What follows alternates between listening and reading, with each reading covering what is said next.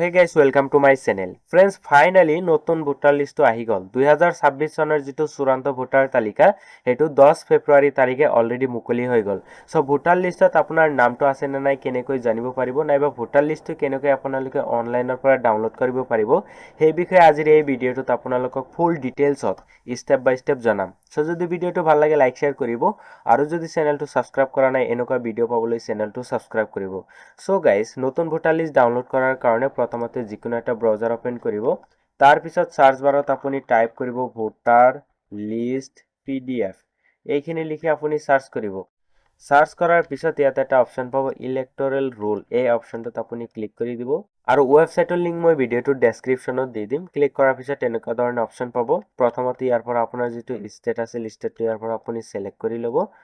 state select কৰাৰ লগে লগে ইয়াত আপোনাৰ ইয়াৰটো আহি যাব ইয়াত আপুনি 2026 সিলেক্ট কৰিব তাৰ পিছত ৰোল টাইপ যিটো অপচন আছে ইয়াত আপুনি ফাইনাল ৰোলটো সিলেক্ট কৰিব তাৰ পিছত ইয়াৰ পৰা আপোনাৰ যিটো ডিস্ট্ৰিক্ট আছে লিটো সিলেক্ট কৰিব তাৰ পিছত যিটো এসেম্বলি আছে লিটো ইয়াৰ পৰা আপুনি সিলেক্ট কৰিব ল্যাঙ্গুৱেজটো অটোমেটিক্যালি আহি যাব তাৰ পিছত ইয়াত এটা ক্যাপচা কোড পাব সেই ক্যাপচা কোডটো আপুনি ইয়াতে ফিল আপ কৰিব তাৰ পিছত ইয়াতে এটা সাৰ্চ নামৰ অপচন পাব আপোনাৰ যিটো ভোট কেন্দ্ৰৰ নাম আছিল নামটো আপুনি ইয়াতে সাৰ্চ কৰিব তলত আপোনাৰ শো হৈ যাব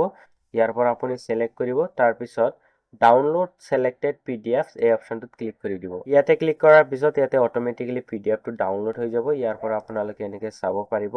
সো এই ভোটাৰ লিষ্টটো আপোনাৰ এনেকৈ ডাউনলোড কৰিব পাৰিব আৰু এইটো প্ৰকাশৰ যিটো ডেট আছিল ডেটটো আপোনালোকে ইয়াতে চাব পাৰিব যে 10 ফেব্ৰুৱাৰী 2026 চন তাৰিখে আপোনাৰ এইটো